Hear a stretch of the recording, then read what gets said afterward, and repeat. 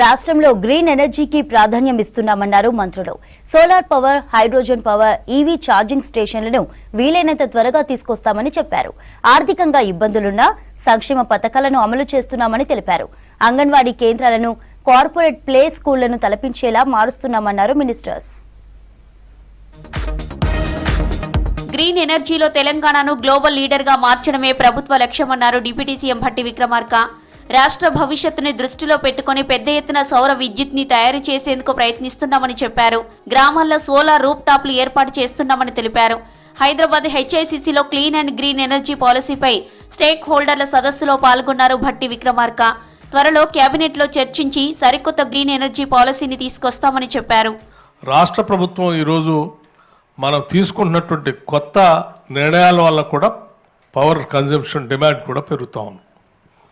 ఉదాహరణకి future city కానీ, లేకపోతే ఫార్మా సిటీ కానీ, ఎన్హాన్స్డ్ ఉన్నటువంటి మిగతా కనెక్టివిటీ, మెట్రో రైలుకి సంబంధించినటువంటి యాక్టివిటీ కానీ, లేకపోతే రకరకాలుగా RRR తీసుకొచ్చేటువంటి కార్యక్రమంలో ఇండస్ట్రియల్ క్లస్టర్స్ కానీ, వీటన్నిటి వల్ల కూడా భవిష్యత్తులో ఇంకా పవర్ కన్జంప్షన్ కూడా పెరిగేటువంటి అవకాశం ఉంది. ఇచ్చిన మాట ప్రకారం పథకాలు అమలు చేస్తున్నామన్నారు మంత్రి పొంగులేటి శ్రీనివాసరెడ్డి. భద్రాద్రి కొత్తగూడెం జిల్లా సుజాతానగర్ నుంచి బృందావనం వరకు 2 కోట్ల R&B నిధులతో 3 కిలోమీటర్ల సెంట్రల్ లైటింగ్ ను వేపలగడ్డ రైల్వే బ్రిడ్జి దగ్గర ప్రారంభించారు. రాష్ట్ర ఆర్థిక పరిస్థితి బాగా లేకపోయినా ఇచ్చిన ప్రతి మాట నిలబెట్టుకోవడం కోసం సీఎం రేవంత్ రెడ్డి నాయకత్వంలో ఇందిరమ్మ ప్రభుత్వం చిత్తశుద్ధితో పనిచేస్తుందన్నారు. ఇచ్చిన ప్రతి మాటనే తూచా తప్పకుండా రాష్ట్ర ఆర్థిక పరిస్థితి బాగలేకపోయినా పేదవాడి కోసం, పేదవాడి బాగోగుల కోసం ఈ ప్రభుత్వం పనిచేయాలని గౌరవ ముఖ్యమంత్రి రేవంత్ రెడ్డి గారి నాయకత్వంలోని మన ఇందిరమ్మ ప్రభుత్వం చిత్తశుద్ధితో పనిచేస్తుంది. సెంట్రల్ లైటింగ్ కూడా ఒకటి ఓపెన్ చేసుకున్నాం. కొత్తగూడెం నియోజకవర్గం అభివృద్ధిలో వెనకబడి ఉన్నమాట నిజం. ఇది గిరిజన ప్రాంతం, మైనింగ్ ఉన్న ప్రాంతం. అన్నీ ఉన్నా కూడా అల్లుడి నోట్లో శని అన్నట్లు ఇంకా అభివృద్ధికి ఆవిడంత దూరంలోనే ఈ కొత్తగూడెం నియోజకవర్గం ఉంది. రాష్ట్రంలో క్రీడలను ప్రోత్సహిస్తున్నామన్నారు మంత్రి శ్రీధర్ బాబు. తెలంగాణ నుంచి ఒలింపిక్స్ లో మెడల్స్ సాధించాలన్న లక్ష్యంతో స్పోర్ట్స్ యూనివర్సిటీ ఏర్పాటు చేస్తున్నామని చెప్పారు. గ్రామీణ స్థాయిలో ఉన్న నైపుణ్యాన్ని బయటకు తీయాలని ప్రభుత్వం ప్రయత్నం మొదలుపెట్టిందని తెలిపారు. రాబోయే రోజుల్లో వందలాది మంది గోపీచంద్లను తయారు చేస్తున్నామన్నారు శ్రీధర్ బాబు.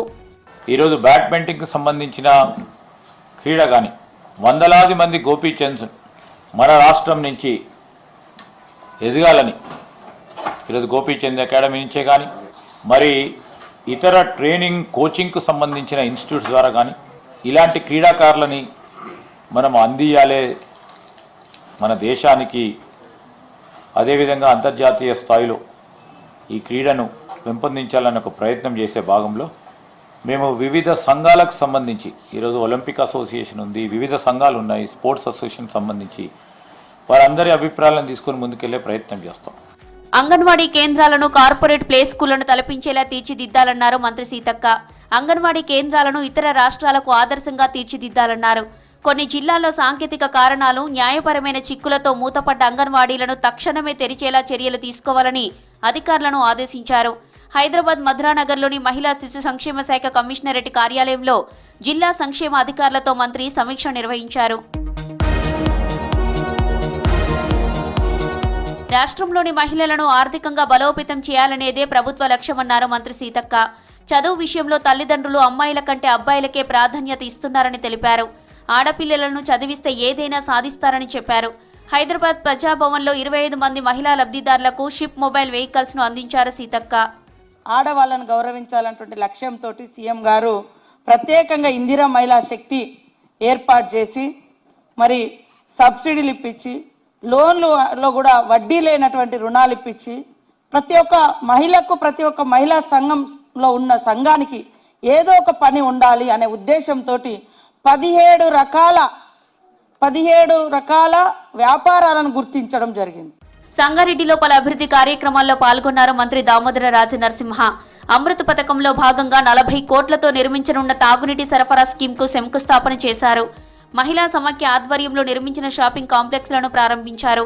ఎంపీడీఓ కార్యాలయం సమీపంలో నిర్మించబోయే ఇందిరమ్మ మోడల్ హౌస్ నిర్మాణానికి శంకుస్థాపన చేశారు. డిఆర్డీఏ ఆఫీస్ ఆవరణలో మహిళా సమాఖ్య ఆధ్వర్యంలో ఏర్పాటు చేయబోయే పెట్రోల్ బంకుకు శంకుస్థాపన చేశారు మంత్రి దామోదర.